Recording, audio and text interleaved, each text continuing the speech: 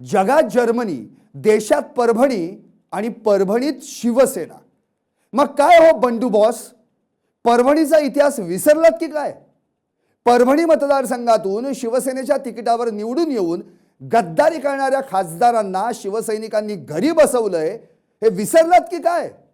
की आठवण करून देऊ? परभणीचा इतिहास पुन्हा एकदा ऐका आणि तुम्हीच ठरवा, परभणीचा बॉस कोण, बंडू बॉस की शिवसेनेचा निष्ठावंत शिवसैनिक बॉस? नमस्कार, मी संदीप आणि तुम्ही पाहताय LS मराठी। ऑपरेशन टायगरच्या नावाखाली शिंदेंच्या शिवसेनेनं ठाकरेंच्या शिवसेनेचे 6 खासदार फोडले आणि महाराष्ट्राच्या राजकारणात पुन्हा एकदा खळबळ उडाली। परभणीचे संजय उर्फ बंडू जाधव, यवतमाळ वाशिमचे संजय देशमुख, धाराशिवचे ओमराजे निंबाळकर, हिंगोलीचे नागेश पाटील आष्टीकर, शिर्डीचे भाऊसाहेब वाकचौरे आणि ईशान्य पूर्वचे संजय दिना पाटील यांनी आपली पक्षनिष्ठा विकून गद्दारी केली आणि शिंदेंच्या शिवसेनेची वाट धरली। यात सर्वांसाठी आश्चर्यकारक नाव होतं ते संजय जाधव। परभणीतील शिवसैनिकांना तर त्यांचं नाव ऐकून धक्काच बसला। मग मात्र परभणीच्या पारापारावर परभणी आणि शिवसेना या नात्याचा इतिहास आळवला जाऊ लागला।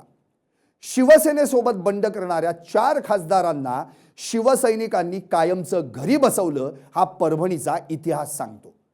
परभणी लोकसभा मतदारसंघातून शिवसेनेच्या तिकिटावर निवडून यायचं, मग निष्ठेला मुठमाती देऊन गद्दारी करायची, हे असं परभणीत अनेकदा घडलं। पण ज्यांनी कुणी गद्दारी केली त्या खासदारांना परभणीकरांनी पाणी पाजलं बरं का। परभणीत 1989 ला शिवसेनेच्या वाघाची एंट्री झाली। परभणी लोकसभा मतदारसंघाचा इतिहास पाहिला तर 1998च्या मध्यावधी लोकसभा निवडणुकीचा अपवाद वगळता इथे एकूण 10 निवडणुकांमध्ये 9 वेळा शिवसेनेचा खासदार निवडून आला। गेल्या 38 वर्षांमध्ये पक्ष सोडणाऱ्या प्रत्येक खासदाराला परभणीच्या शिवसैनिकांनी असा काही धडा शिकवला की परभणीत ज्या वेळी ज्यानं कोणी पक्षाशी गद्दारी केली त्याचा बाजार उठलाच म्हणून समजा। परभणीकर अशा वेळी शिवसेना प्रमुख बाळासाहेब ठाकरे यांचा एकच आदेश लक्षात ठेवायचे, गद्दारांना तुडवा। त्यामुळे पक्ष सोडताना प्रत्येक जण 10 वेळा विचार करतो। परभणीत 1989 पासून 2024 पर्यंत कोण कोण झाले खासदार पाहूयात ग्राफिक्सच्या माध्यमातून। परभणीचे खासदार 1989 ते 2024। 1989 अशोक देशमुख शिवसेना, 1991 पुन्हा अशोक देशमुख शिवसेना, 1996 सुरेश जाधव शिवसेना, 1998 सुरेश वरपुडकर काँग्रेस, 1999 पुन्हा सुरेश जाधव शिवसेना, 2004 तुकाराम रेंगे पाटील शिवसेना, 2009 गणेश दुधगावकर शिवसेना आणि मग 2014, 2019, 2024 संजय जाधव, एकदा नव्हे दोनदा नव्हे तीनदा शिवसेना उद्धव बाळासाहेब ठाकरे। दोनदा निवडून आलेले अशोक देशमुख असोत की सुरेश जाधव किंवा मग तुकाराम रेंगे पाटील असोत की गणेश दुधगावकर, या 4 खासदारांनी कालांतरानं पक्षश्रेष्ठींविरोधात नाराजी व्यक्त करत शिवसेनेला जय महाराष्ट्र केला। कुणी काँग्रेसमध्ये गेलं तर कुणी राष्ट्रवादी पक्षात, पण ही मंडळी आयुष्यात पुन्हा कधीच निवडून येऊ शकली नाहीत। 1990च्या दशकात तर मराठवाड्यात शिवसेनेची खूप मोठी क्रेज होती। त्यात परभणी म्हणजे शिवसेनेचा बालेकिल्ला। या लोकसभा मतदारसंघातून शिवसेनेचे अशोक देशमुख 1989 साली पहिल्यांदा खासदार झाले। त्यानंतर 1991 मध्ये ते दुसऱ्यांदा खासदार बनले। मात्र या निवडणुकीनंतर केंद्रातील नरसिंहराव सरकार वाचवण्यासाठी त्यांनी पक्षासोबत बंड करत शिवसेना सोडली। त्या बदल्यात त्यांना 1996च्या निवडणुकीत काँग्रेसची उमेदवारीही मिळाली, पण परभणीकरांनी त्यांची डाळ शिजू दिली नाही। बाळासाहेबांनी त्यांच्या विरोधात फारशी राजकीय ओळख नसणाऱ्या सुरेश जाधव यांना मैदानात उतरवलं आणि या नवख्या सुरेश जाधवांनी अशोक देशमुखांना घरी बसवलं, ते कायमचं। 1998च्या मध्यावधी लोकसभा निवडणुकीत मात्र काँग्रेसच्या सुरेश वरपुडकर यांनी शिवसेनेच्या सुरेश जाधवांचा पराभव केला। मात्र हा एकमेव अपवाद वगळता या मतदारसंघात शिवसेनेचा उमेदवार पुढे कधी हरलाच नाही। 1999 मध्ये शिवसेनेनं हा मतदारसंघ पुन्हा आपल्या ताब्यात घेतला आणि 1998 ला पराभूत झालेले सुरेश जाधव पुन्हा एकदा खासदार झाले.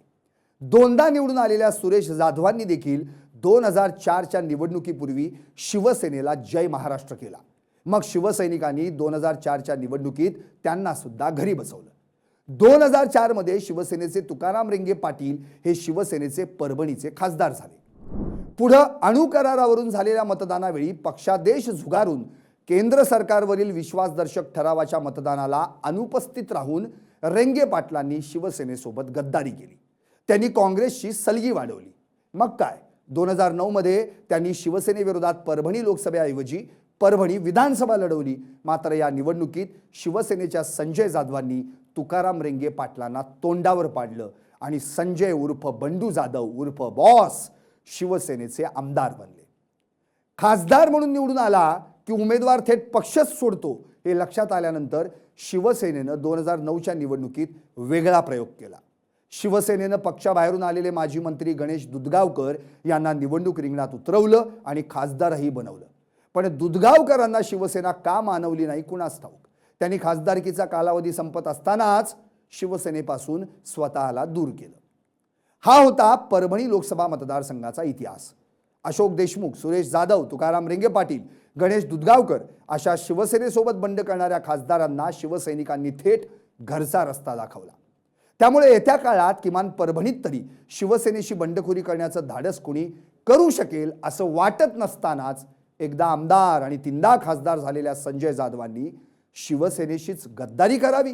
शिवसेनेशी गद्दारी करणाऱ्या खासदाराला शिवसैनिक घरी बसवतात हा परभणीचा इतिहास माहीत असतानाही संजय जाधवांनी मातोश्रीची निष्ठा सोडून शिंदे सेनेची वाट धरावी. परभणीकरांना हे सहन होईल असं काही वाटत नाही. त्यामुळे 2029च्या लोकसभा निवडणुकीत परभणीचा बॉस कोण, बंडू बॉस की शिवसेनेचा निष्ठावंत शिवसैनिक बॉस, हे परभणीकरच ठरवणार. तुम्हाला काय वाटतं? व्हा व्यक्त आणि पाहत रहा LS मराठी.